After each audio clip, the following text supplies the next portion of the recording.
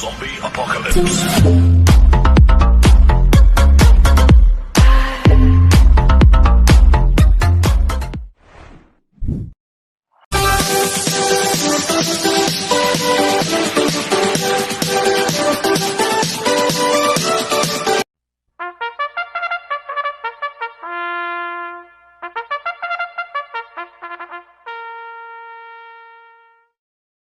Magandang araw po mga bayang karista.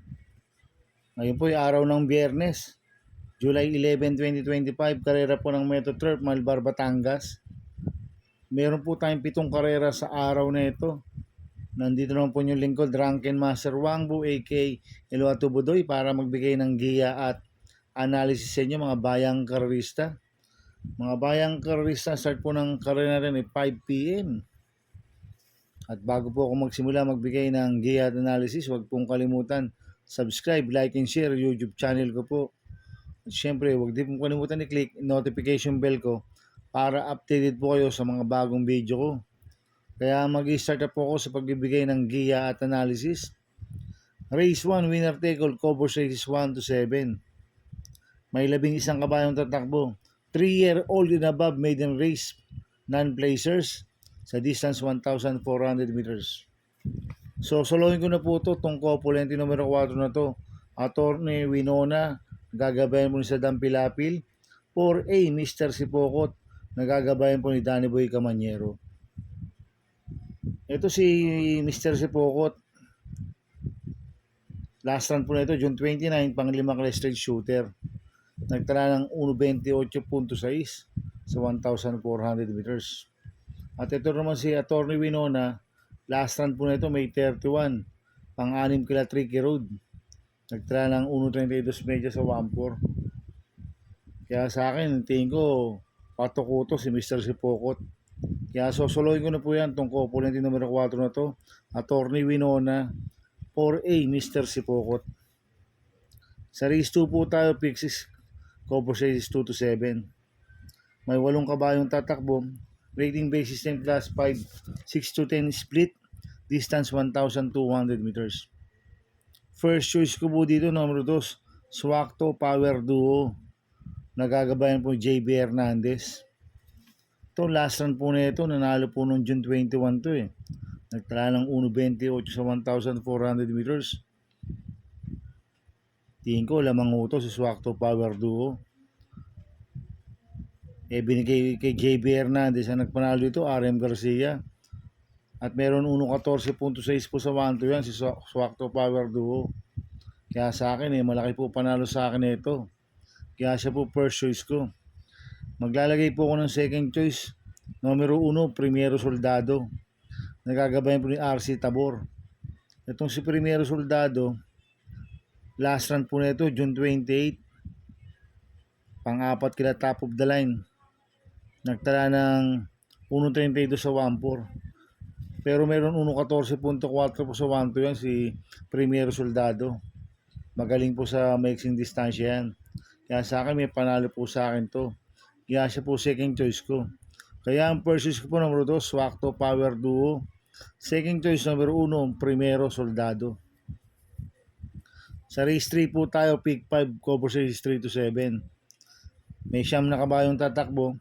3-year-old group 6 placers sa distance 1,400 meters. So, solohin ko na po ito, numero 4, Gain. Nagagabayan po JB Hernandez. Ito, segundo po last run to, noong June 28, kay Calculus. Nagtala po siya ng 1.25.4 sa 1,400 meters. Cambio Unite, binigay kay JB Hernandez. Last run, JD Flores po sumakay dito. Kaya sa akin, sosolohin ko na po yan, numero 4, Gain. Sa race 4 po tayo, pick 4, cover races 4 to 7. May 8 kabayong tatakbo. Rating base system, class 428 to 33, sa distance 1,200 meters.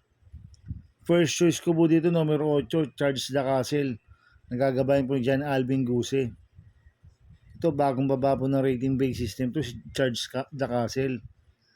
Last run po na ito, June 22, pang-6 kila Chuligan. Nagtala ng 1.43 milya.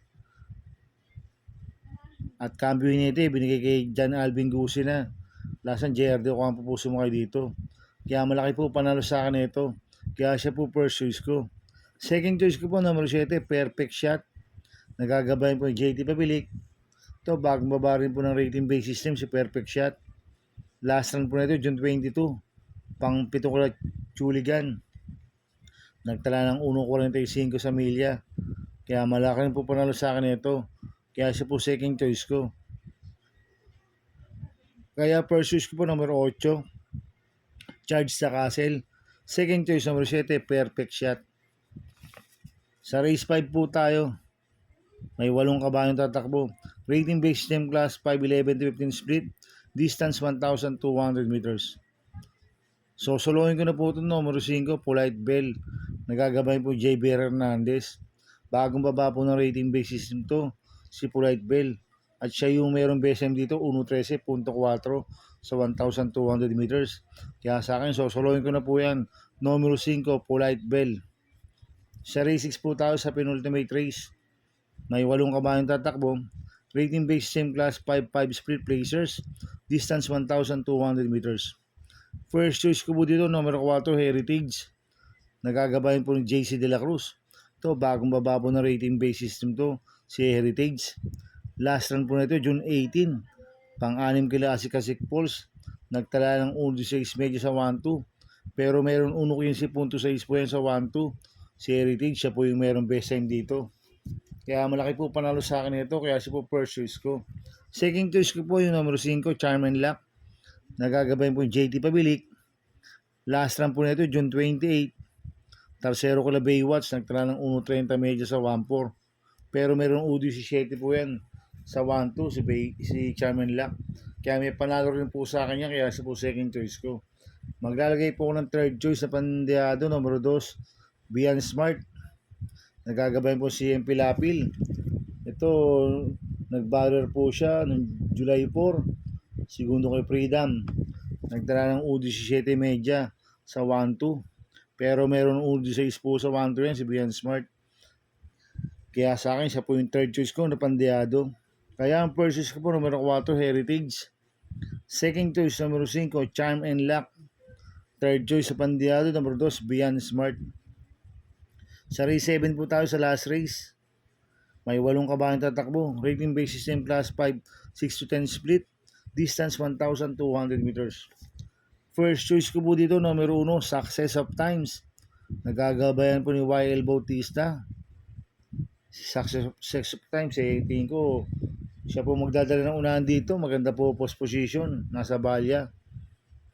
At angkop ang distansya, 1,200 meters. At meron po yung 1.14.6 po sa 1-2 yan. Nung nasigundo siya kay My Boy Lollipop. Kaya sa akin, malaki po panalo sa akin yan. Kaya siya po first choice ko. Second choice ko po, number 5, Pass Sailing. Nagagabayan po ni MP Cañete. Ito si Pass Sailing, last run ng June 11. Tumakbo yan kila Marengo. Nagtala ng 1.31 media sa 1-4. Pero meron 1.15.2 pa 1-2 yan. Magaling po sa distansyang 1,200 meters yan. Si Pass Sailing. Cambio nito, binigay kay MP Cañete. Lasan Noel Lunar po sumakay dito. Kaya sa akin, malaki rin po panalo sa akin ito. Kaya siya po second choice ko. Maglalagay po ko ng third choice, number 3, Laguna de Bay. Nagagabayan po ni A.R. Ramos. Itong si Laguna de Bay, meron 1.15.2 po sa 1-2 yan. At last run po niya, June 28, pang-6 kita top of the line. Kaya sa akin, may panalo po sa akin to, kaya siya po third choice ko.